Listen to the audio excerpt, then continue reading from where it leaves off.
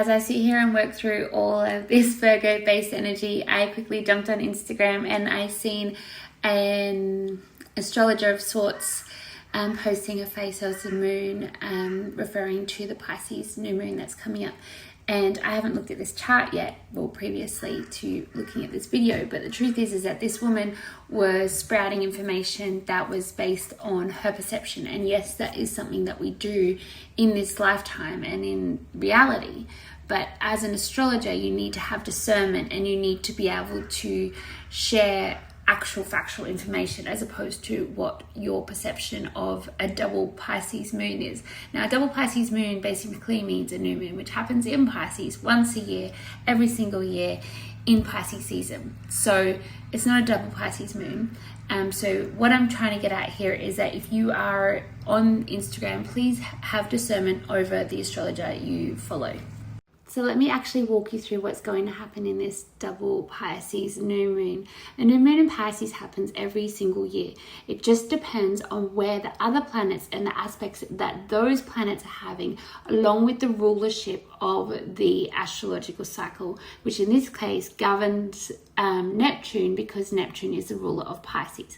So as we can see here, we've got the sun at 26 degrees of Pisces. By the time that the moon, which is currently at 1 degree of Pisces, this is the current astrological chart for this moment in time based on where I am on the planet.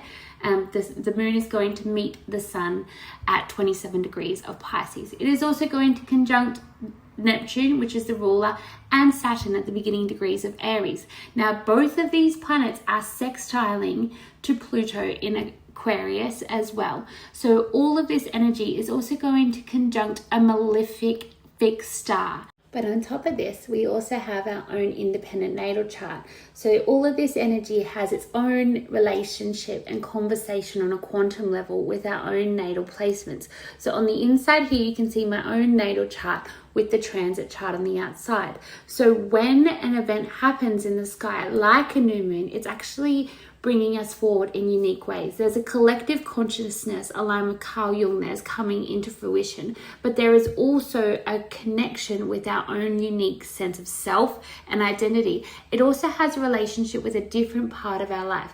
So by the time this happens, it's going to be tipping into my 11th house, where the sun is currently at the 11th house cusp at the moment.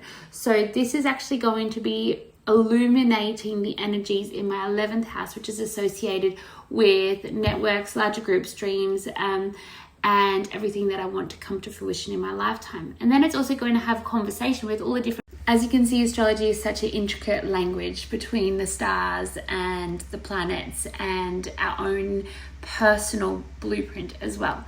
So that is what a real astrologer does. They don't just share what everyone else is sharing about, you know, the horoscopes, I suppose you could say, of the 90s when you used to go and look at the newspaper.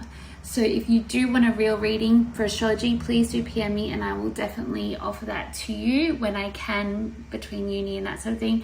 But just, again, have discernment when you're looking into